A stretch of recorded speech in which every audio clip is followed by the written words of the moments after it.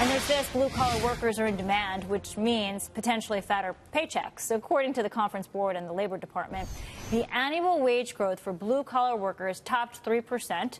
That compares to 2.5% growth for white-collar positions. Let's bring in the former McDonald's USA CEO, former Famous Dave's Barbecue CEO, and Fat Brands International Chairman Ed Rensi. Ed, Merry Christmas. Good morning. Happy the day after Christmas. We're a little hungover, right? The day after Christmas. Not necessarily from the eggnog, but, you know, just from the festivities in general. But it's worth it. Thanks for coming on. Blue-collar workers, they're in demand. Why is that?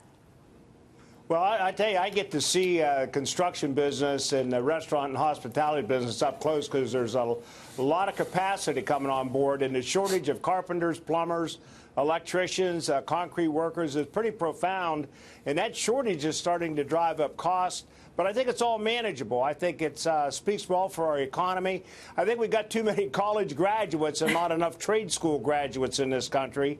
And the other thing that's a little bit troubling to me, there's not as many women moving into the blue-collar worker field. There's a lot of opportunity there. Restaurant managers today, in the kind of restaurants I'm associated with, Fat Brands, for example, managers are starting somewhere around $65,000 a year, up to as much as $160,000 a year in some quick service restaurants in California. So it's a great opportunity for women to get into the service sector, get into the restaurant business, get into the blue-collar wage earner business. It's going to be good for the future. So, Ed, you're saying there's issue finding talented or skilled workers to fill those positions? I mean, a restaurant manager making upwards of $100,000 a year, you can't find that person?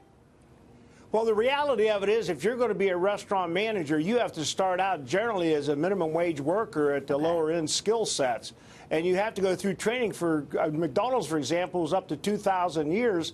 And in Fat Brands, it's probably 1,000 hours a year right now in training to get to that point. So there's a big investment in those managers. They're running $3 and $4 million businesses without that master's degree in business administration. So there's a lot of training that goes on. And once they're trained, they're extremely valuable. Training a new manager is very expensive. Do you think these higher wages, because there is a push for a minimum wage nationally of $15 an hour, how do you see that push affecting the bottom lines of so many of these businesses? Well, I think the federal government ought to get out of the minimum wage business. That ought to be a state responsibility. People in New York City or Washington, D.C. have no idea what the minimum wage should be in Iowa.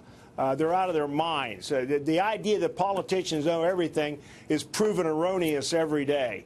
The minimum wage is going to go up naturally because when there's a shortage of workers, you've got to pay more. I know that there are restaurants right now in the business I'm in that are starting people at $13 and $14 an hour in communities where the minimum wage is $7. You pay what you have to pay to run your business. I know I was talking to a franchisee just this past weekend. He raised his prices almost 10 cents per item to cover the increased labor costs he's confronted with. And that's all good, ultimately. Did customers complain about that increase in prices? Well, it's kind of interesting. The price increase went up over Thanksgiving, Black Friday, and the Christmas holiday. People are in a spending mood. And more importantly, Trump's tax policy and his deregulation has made these businesses more efficient, and more people have more money in their pocket for disposable or discretionary expenses. I think what Trump did the last 2 years is terrific, and we ought to quit worrying about 2020. Let's start talking about what's good for this country, and these politicians ought to quit worrying about power and getting reelected and start thinking about what does this country need to succeed going forward. And it's good health care. It's veterans being taken care of. You know, New York City, for example, their housing administration is still fighting lead paint in apartments that are controlled by the city of New York. Let's spend money on that instead of some of the other nonsense they spend money on. Yeah. I'm curious how healthy you think the U.S. economy is. A lot of folks say, and the numbers support that this is the best shape the economy's been in for decades. Unemployment 3.7% wage growth, as we just discussed, is picking up. But what Wall Street is doing really is spooking a lot of people, and it's sparking fears of an economic slowdown next year. Do you think we have a slowdown in 2019? If so, how bad? Look, I'm a Warren Buffett fan. You buy stocks and hold them. If you look at the long-term curve on Wall Street, if you will, it's constantly up. It's a sawtooth. It's up some days, down some days, up some years, down some years. Buy stock and hold it. The people that are traders are the ones that make this market goofy. The people that buy and hold and invest in companies over the long haul are the successful ones. So I don't pay much attention to what Wall Street does on a day-to-day basis. I look at what Main Street does every day. Are they selling stuff? Are they employing people? Are they satisfying customers or growth? So I traveled quite a bit this Christmas season.